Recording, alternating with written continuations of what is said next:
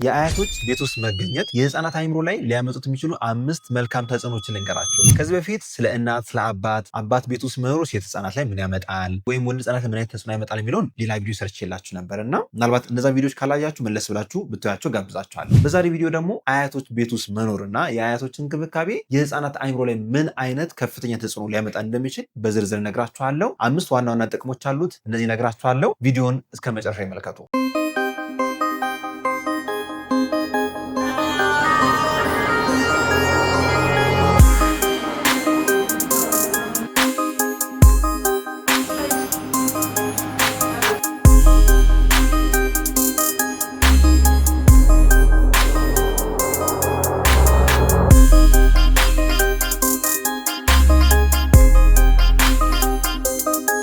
ምንም እንኳን ልጆች ማድረግ ያለባቸው ከወላጆቻቸው ጋር ቢሆንም አያቶችም የራሳቸው የሆነ ከፍተኛ የሆነ አስተዋጽኦ አለው። ደግሞ አያቶች እንደምታውቁት በቂ ጊዜ ያላቸው አብዛኞቹ ያው ጡረታ የወጡ ናቸው። በቂ ጊዜ በቂ ሰዓት ስለሚሰጡ ለልጆቻችን አይምሮ ከፍተኛ የሆነ አስተዋጽኦ አላቸው እና በዛሬ ቪዲዮ እነዚህ አስተዋጽኦች ምንድን ናቸው በዝርዝር ነግራቸዋለሁ። ዛሬ የምነግራቸው እነዚህ 5 ጥቅሞች በጥናት የተደገፈና ብዙ ልጆች ላይ በትክክል የሚታይ ውጤት ነው እና ቪዲዮን እስከ መጨረሻ ይመልከቱ። በተለምዶ ልጆች በአያት እጅ ሲያድጉ ይቀብጣሉ፣ ይበላሻሉ፣ ባህሪያቸው ይቀየራል ይባላል። ይህ ነገር እናንተ እንዴት ታዩታላችሁ?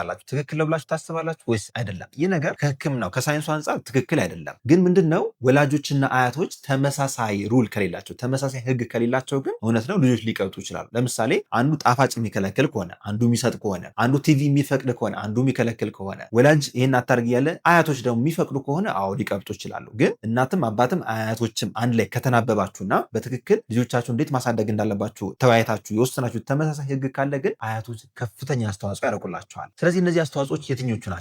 አንደኛ የምነግራችሁ ነገር ኢሞሽናል ሴኩሪቲ እንዲኖራቸው በጣም ያግዛሉ። ህፃናት አይምሯቸው እንዲያድግ ኢሞሽናሊ ሴኩርድ መሆን አለባቸው። ያ ማለት የሆነ ሰው ያግዘኛል፣ ይጠብቀኛል፣ ይንከባከበኛል፣ የሆነ ሰው ከጎኔ አለ የሚለው የሴፍቲ ወይም የደህንነት ስሜት መሰማት አለባቸው። የደህንነት ስሜት ሲሰማቸው ኢሞሽናል ሴኩሪቲ ይኖራቸዋል። ያ ማለት ሁሉም ነገር አይፈሩም፣ ድፍረት ይኖራቸዋል፣ በቀላሉ አይናደዱም፣ በቀላሉ አያለቅሱም። ከዛ በተቃራኒ ግን የሚያስፈልጋቸው ነገር በአግባቡ የማይሰጣቸው ከሆነ የሚያስደነግጣቸው፣ የሚያስፈራቸው ብዙ ነገር ካለ ኢሞሽናሊ ሴኩርድ ላይሆኑ ይችላሉ። ያ ማለት ፍርሃት ስሜት ውስጣቸው ይኖራል። ስለዚህ እያንዳንዱ ነገር እንደ አደጋ ነው የሚቆጥሩት። ስለዚህ አይምሯቸው የግሮዊንግ ፌዝ ላይ ወይም የሴፍቲ ሞድ ላይ ሳይሆን የሚሆነው የሰርቫይቫል ሞድ ላይ የሚሆነው። ሰርቫይቫል ሞድ ማለት ምን ማለት መሰላችሁ? ሁሉ ነገር አደጋ አለው፣ የሆነ ሰው ሊያጠቀኝ ይችላል፣ የሆነ ነገር ያስለቅሰኛል ብሎ ማሰብ ማለት ነው። ይህ ደግሞ ምን ያስከስታል? የጭንቀት ስሜት ይኖራቸዋል። ጭንቀት አይምሯቸው ውስጥ ካለ ደግሞ አይምሯቸው በትክክል አያድግም ማለት ነው። ጭንቀት ሰውነታችን ውስጥ የሚጨምረው ሆርሞን አለ። ይህ ሆርሞን ኮርቲሶል ይባላል። ኮርቲሶል ከግሮዝ ሆርሞን ወይም ከሚያድጉ ሆርሞኖች በተቃራኒ ነው የሚሰራው። ያ ማለት ግሮዝ ሆርሞን ሰውነታችን እንዲያርግ አይምሯችን እንዲዳብር ስለሚረዳ፣ ከዚህ በተቃራኒ ደግሞ ኮርቲሶል የሚባል አለ። ኮርቲሶል የስትረስ ሆርሞን ነው። እሱ ከበዛ ሰውነታችን አያርግም፣ አይምሯችን የቀነጨረ ሊሆን ይችላል። ስለዚህ ህፃናት ኢሞሽናሊ ሴኩርድ እንዲሆኑ በአያቶች እጅ ቢያርጉ ደግሞ በጣም ጥሩ ነው የሚሆን። ለምሳሌ እናትም አባትም ቤት ከሌሉ ስራ የሚውሉ ከሆነ ያው እንደምታውቁት አሁን ኑሮ ውድ ነው፣ ከባድ ነው። እናትም አባትም መስራት አለባቸው፣ ትክክል ነው። በዛን ወቅት ግን ኢሞሽናሊ ሴኩር የሚያደርጋቸው አታችመንት ይፈልጋሉ። ስለዚህ ቤት ውስጥ አያቶች መኖር ለዚህ እንደ ትልቅ መፍትሄ ይኖራል ማለት ነው። ህፃናት ከዚህ በተቃራኒ ደግሞ ኢሞሽናል ሴኩርድ የማያረጋቸው ሰው ካለ ሁልጊዜ አልቃሻ፣ ተነጫናጭ፣ ኃይለኛና ስሜታቸውን ለመቆጣጠር የሚቸገሩ ሊሆን ይችላል። ያ ማለት ኢሞሽናል ኢንቴሊጀንስ ወይም የስሜት ብስለታቸው ዝቅተኛ ይሆናል ማለት ነው። አያቶች አስተውላችሁ ከሆነ የሚሰጧቸው ፍቅር አንኮንዲሽናል ነው። ያ ማለት በሆነ ነገር ላይ የተመሰረተ አይደለም። ለምሳሌ ወላጆች አንዳንድ ስናደድ ልጆቻችን ልናኮርፍ እንችላለን፣ ልንቆጣቸው እንችላለን። አያቶች ግን ይታገሷቸዋል። ያ ማለት ቢያጠፉ እንኳን አንኮንዲሽናሊ ላቭ ወይም ፍቅር ይሰጣቸዋል፣ ወይም የቅድመ ሁኔታ ያስቀምጡባቸዋል። ያ ቅድመ ሁኔታ አለመኖር ደግሞ ለእነሱ ምን ይሰጣቸዋል? ሴኩሪቲ ይሰማቸዋል። ይህ የመጀመሪያው የወላጅ ጥቅም ይባላል። ይህ የመጀመሪያው የአያቶች መልካም ጥቅም ይባላል። ሁለተኛው የልጆቻችን አይምሮ ላይ የሚያመጡት መልካም ተጽዕኖ ደግሞ የቋንቋ የንግግር ብቃታቸውን ከፍ ያደርጉላቸዋል። ወላጆች እንግዲህ አስተውላችሁ ከሆነ አያቶቻችን ያው ተረት ማውራት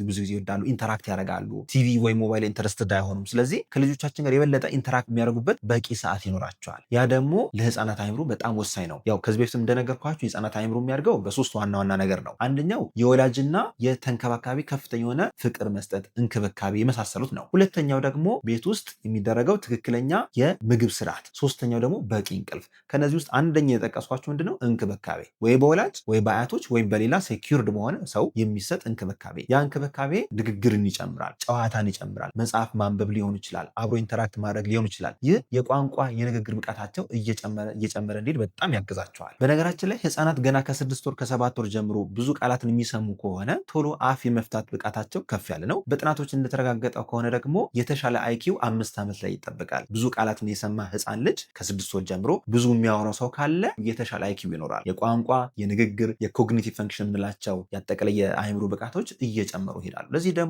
አያቶች በጣም ወሳኝ ናቸው። በቂ ጊዜ ያላቸው ያን ጊዜያቸውን ደግሞ ለልጆቻችን መስጠት ስለሚችሉ ያን ማድረግ አትርሱ። ከዚህ በተቃራኒ ግን አንዳንድ ጊዜ የምናየው ነገር አያቶች ሲደክማቸው ቲቪና ሞባይል ከፍተው ረጅም ሰዓት የማቆየት ነገርም ደግሞ እናስተውላለን። በተቃራኒ ይህ ትክክል አይደለም። ምናልባት አያቶች በጣም የሚደክማቸው ከሆነ አዎ እረፍት ማድረግ አለባቸው፣ ግን ሌላ ሰው መተካት ይኖርበታል። ከልጆቻችን ጋር የሚጫወት አቴንሽን የሚሰጥ ንግግር፣ ቋንቋ የሚያስለምድ አንድ ሰው ቤት ውስጥ ያስፈልጋል። ከዛ በተቃራኒ ቲቪ ላይ ሞባይል ለምታውሏቸው ከሆነ ግን ባህሪያቸው ይበላሻል። በጣም አስቸጋሪ ልጆች ይሆናሉ። ቋንቋቸው፣ ንግግራቸው በጣም አስቸጋሪ ይሆናል። ትምህርት ቤት ለማስመዝገብ ስትሞክሩ 4 ዓመት 5 ዓመት ላይ ትምህርት ቤት ለማስገባት ስትሞክሩ የሚሶቻቸው ወይም አስተማሪዎቻቸው በጣም ይቸገራሉ። አይ ይሄ ልጅማ ቴራፒ ያስፈልጋል፣ እስኪ ሐኪም ጋር አሳዩት፣ አይ ይሄ ልጅ እኛ አንድል ማድረግ አንችልም፣ እስኪ ሌላ ትምህርት ቤት ሞክሩ እያሉ ሊገፏችሁ ይችላሉ። ለምን? ቋንቋው አልዳበረም፣ ፍላጎቱን በደንብ አይገልጽም። ፍላጎቱን በደንብ ያልገለጸ ህፃን ደግሞ በጣም ኃይለኛ ተናዳጅና ስሜታዊ ሊሆን ይችላል። ይህንን በአያቶች ማስተካከል ይቻላል። ሶስተኛው የአያቶች ጥቅም ደግሞ የልጆቻችን የኮግኒቲቭ ፈንክሽን ወይም ኤክስኪዩቲቭ ፈንክሽን የምንላቸው የአእምሮ ብቃቶች፣ ለምሳሌ አቴንሽን፣ ትኩረት መስጠት፣ ፎከስ ማድረግ፣ ለነገሮች ትኩረት መስጠት፣ ከዛ በተጨማሪ ደግሞ ለማንበብ፣ ቃላትን ማሳየት፣ ስዕሎችን ማሳየት፣ እነዚህ ነገሮች የህፃናትን ኤክስኪዩቲቭ ፈንክሽን በጣም ይጨምራሉ። ኤክስኪዩቲቭ ፈንክሽን የምንላቸው ደግሞ ለትምህርታቸው በጣም ወሳኝ ነው። ልክ 4 ዓመት ላይ 5 ዓመት ላይ ትምህርት ቤት ሲመዘገቡ ትኩረት እንዲሰጡ፣ ቁጭ ብለው መማር እንዲችሉ፣ ተረጋግተው እንዲቀመጡ በጣም ያግዟቸዋል። ሌላው ደግሞ ወላጆች ብዙ ጊዜ ያስተውላችሁ ከሆነ ከአያቶች ጋር ትኩረት የሚሰጡ ጨዋታዎች፣ ለምሳሌ በቀላሉ እንደ ገበጥ አይነት ጨዋታዎች ሊሆን ይችላል፣ ብይ፣ ኳስ መቀባበል ሊሆን ይችላል። እንደዚህ የመሳሰሉት ትኩረት የሚያስፈልጋቸው ጨዋታዎች ለህፃናት አይምሮ በጣም ወሳኝ ግብአቶች ናቸው። ከዚህ በፊት ኤቢሲዲ ከማስተማራችን በፊት ልጆቻችን ማስተማር ያለብን ክህሎቶች ብዬ ይህን ቪዲዮ ሰርቼላችሁ ነበር ታስታውሱ ከሆነ። በዚህ ቪዲዮ ላይ ህፃናት መዋለ ህፃናት ከመግባታቸው በፊት ማወቅ ያለባቸው ነገሮች፣ ያ ማለት ወይ በወላጅ ሊሆን ይችላል ወይም በአያቶች መሰራት ያለበትን ቅደም ተከተል ያሳያል እና እሱን ቪዲዮ መለስ ብላችሁ እንድታዩ ተጋብዛችኋል። አራተኛው የአያቶች ጥቅም ደግሞ ልጆች በአስራ ቤት ላይ ሲገቡ ወደ አላስፈላጊ ሱስ ውስጥ አላስፈላጊ የሆኑ ሰዎች ጋር እንዳይውሉ መልካም ተጽዕኖ ያመጣሉ። ለመሰላችሁ ብዙ ጊዜ አያቶች አስተውላችሁ ከሆነ ሃይማኖትን በደንብ ያስተምራሉ፣ ባህልን በደንብ ያስተምራሉ፣ የህብረተሰቡ ወግ ወይም ቫሊዩስ ወይም ደግሞ ህግጋቶችን ያስተምራሉ። ያን ሲያደርጉ በረጅም ጊዜ አብረው የሚኖሩ ከሆነ